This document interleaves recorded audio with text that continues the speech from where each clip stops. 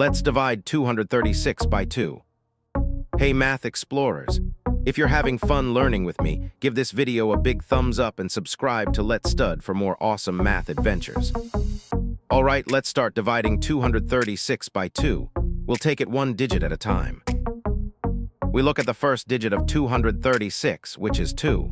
We're going to use this digit for our first step. How many times does 2 fit into 2?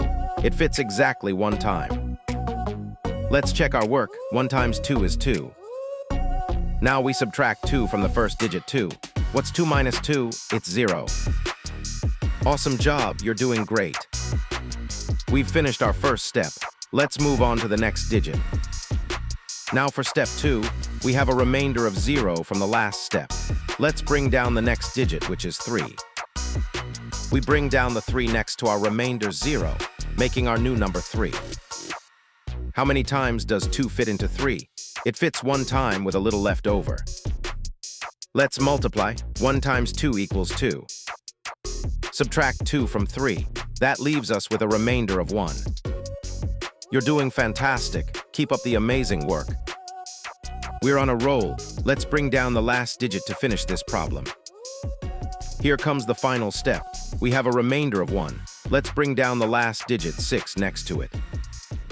We bring down the 6 and our new number is 16. We're almost there. How many times does 2 fit into 16? Think of your 2 times tables. It's 8. Let's check. 8 times 2 is 16. Perfect. Subtract 16 from 16. We have 0 left, which means we're done dividing. Wow, you crushed it. That's the end of our division steps. We've divided 236 by 2 and found our answer. Great job. So 236 divided by 2 equals 118.